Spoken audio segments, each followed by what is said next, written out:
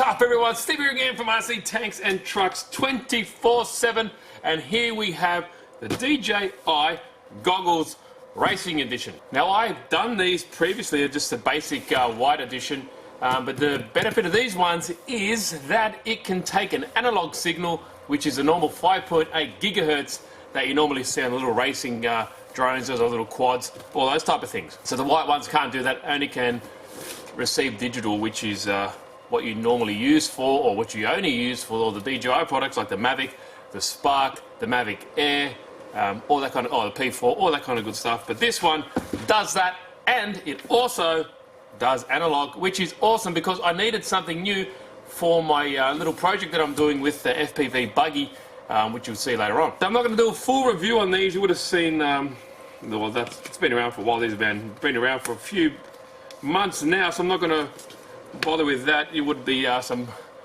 much better viewers than I am for reviewing these goggles, but it is from Banggood. Go check out the link in the description if you want to go have further information about it. But let's open this bad boy up. There we go. Alrighty, sweet. So obviously, being a racing edition, to make it a little bit different than a normal white one, they have made them black, and as you can see, well, they look very similar to the original ones.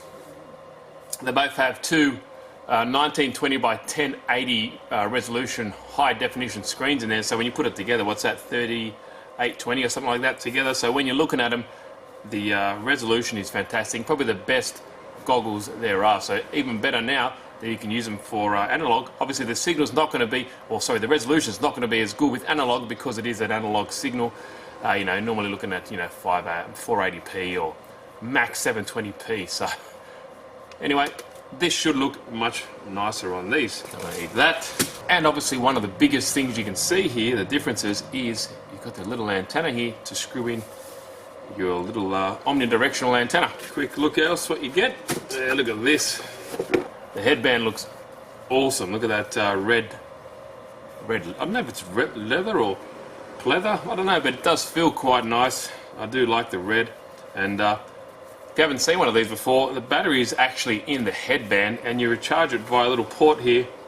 Just here, like this little USB port. That's how you actually recharge the battery. And to adjust the head strap or the size, you got this little knob at the back here. Simple as that. Now, while I've got these two separate parts, let's just mate these together, and it's simple. You just plug this in, just like that, until you hear that click, and there you go. It is ready to rock and roll. So far so good. We have a little wall adapter here. That's to charge it all up. Very nice packaging, like always from DJI. In this other little box we have, sweet, so you get two antennas. That's nice. Now the quality of the image that you get on this is fantastic, and the reception that you get on the goggles is quite exceptional as well. I've seen some reviews and they're on par with like the latest Fat Sharks and all that kind of stuff, so that's excellent. We get a little, I think it's that goes on the side, and it kind of holds the cables down in place. Cleaning cloth, and a basic USB to micro USB, and that is to charge the battery in the headband. And here, sweet, we get, looks like a mini HDMI to full-size HDMI cable. Sweet, so I guess if you're out in the field you can plug them straight in, plug them into a monitor, and see what you're watching. So that's pretty cool. The size of this menu. What's in the box? Disclaimer and safety guidelines, and a basic quick start guide. Now quickly, here is how you just attach the Gonar antenna. Simply as that. Make sure it's nice and tight. Ready to rock and roll. Pretty cool. I'll nip that up a little bit later on, but that's all it is. And while I'm at it, the good thing about these, they actually can record the footage that you see. It's called DVR, so a lot of Fat Sharks, they can record the footage. It's not the most, it's not the perfect footage. It normally picks up all the static and interference and all that kind of stuff, but it does have it, which is pretty cool. There's a little micro USB slot just there, headphone jack. That's where you plug in your mini HDMI port. It's got a nice little rubber seal. At the bottom here you have a function button, a back button, and this button here, what that does, it actually adjusts. See the eyepieces there, so depending how far or close your eyes are apart, you can adjust it via that, just like that. Really easy. And the clarity on these screens is beautiful. Now, the first time you plug in and turn on, if you haven't done it before, you have to register the goggles. I think you can do it via the computer or via using like a drone. Up here is your button to separate.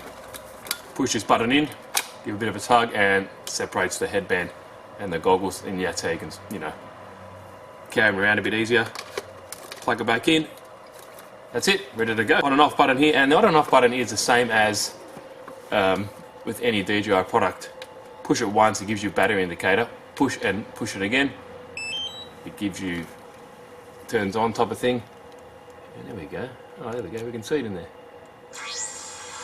Once they're on your eyes, it looks awesome. It's like a cinematic experience. Nothing really beats these goggles for FPV, especially when you've got it hooked up to like a Mavic. It's really nice. And as you can see there, on the side, if I can get this up in there so you can see, on the side of the touch panel, it's a touch panel, sorry, and you can navigate through that. So I'm sliding down, see like that, sliding down. If I hit it just once, it activates, well, the menu there. It's pretty cool. So it tells you what those goggles support and all that kind of cool stuff. But I'll go through that and I'll set it all up. So yeah, you can navigate the menu just like that. It's pretty cool, and I think if you drag 2 fingers down, there's an additional sub menu. Really cool. Really, well, it's a ingenious way to navigate through, because you know, once you get used to it, you don't need to look at what you're doing. So really, I really like that idea. But yeah, just wanted to show you quickly around the goggles. Okay, so these awesome DJI Racing Edition goggles are meant for like the, you know, the most advanced new drones around. Like you got, not going to use it for the Tello. You can use it for the Spark. You can use it for the Mavic Air, and you can use it for the Mavic Pro. Now you got the Mavic Pro 2 as well that just came out. Awesome stuff. And you also use it for the P4 and all that kind of stuff. So I'm not going to use it for all these things.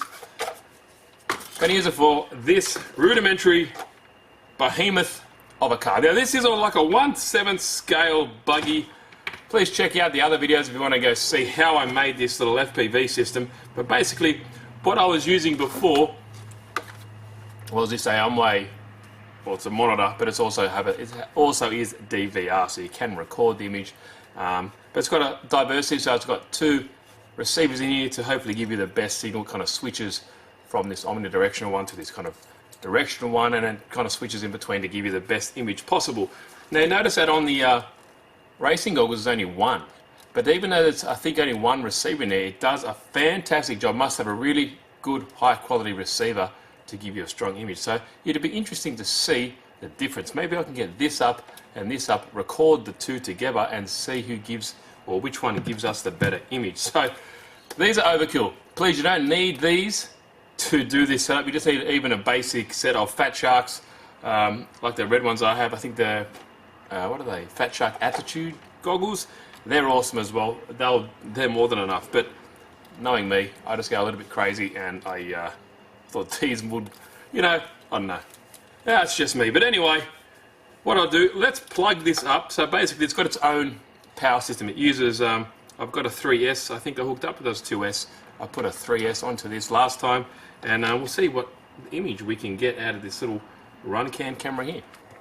Alright guys, I managed to hook it up. There we go. Oh, there we go. Touched it. It's pretty sensitive, that touchpad on the side, but there we go. There's my little hands. So everything is working as it should. There was an issue in the beginning where I tried to first try it, and there was green lines running up and down the screen. I just restarted the controller, or sorry, the actual goggles, and it seems to work. So you can see you got 2 of those images. So there's 2 1920 by 1080 screens. And when they merge together, they get a really high definition. And the good thing about this as well, you can actually adjust the scaling of the image. So if you don't want it any black lines around, or any like a black box, you can just change the actual scale of that image. So that's pretty cool. The brightness, contrast, all that other good stuff as well. But yeah, pretty sweet. And even though it's analog, I put the scaling all the way up, and I don't even be able to see it on the screen. I'm trying to get in there as best as I could, but it is pretty decent quality. So I'm pretty happy with that. But enough talking. Hopefully get everything plugged in, and let's see how it works. Okay, I got the car running, should be recording. We've got this, the DVR recording, which is super easy as well. The Zach recording, let's just see how it goes. Right, Zach, just Just follow the car. Ah, okay. Oh, it's on my head. There we go.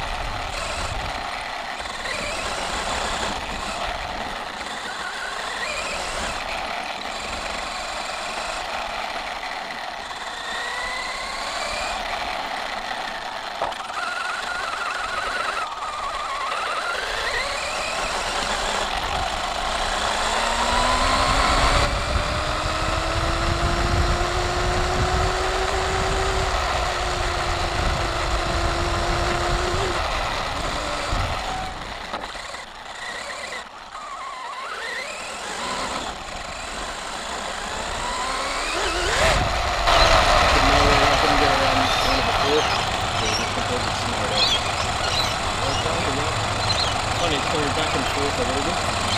Coming around the radio a little. Last time I did it, I was going around, so it's got much better than before, so that's funny. Yes, a little bit sketchy there with the radio. So, go through here, a bit of a low-lying ditch there, so I didn't pick that up.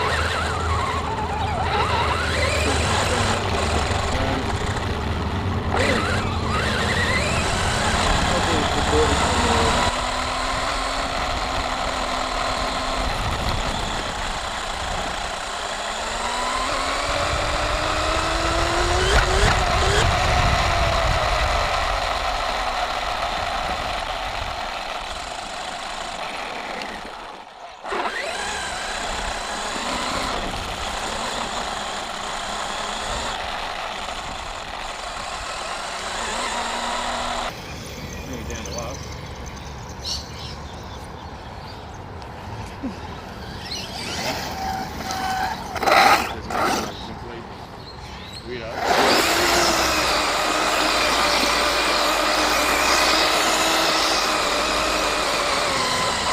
So I do a bit of drifting.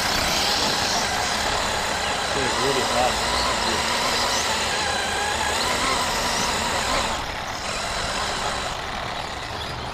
Here we go.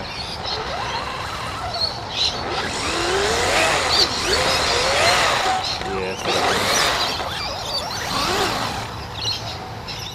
But pretty cool.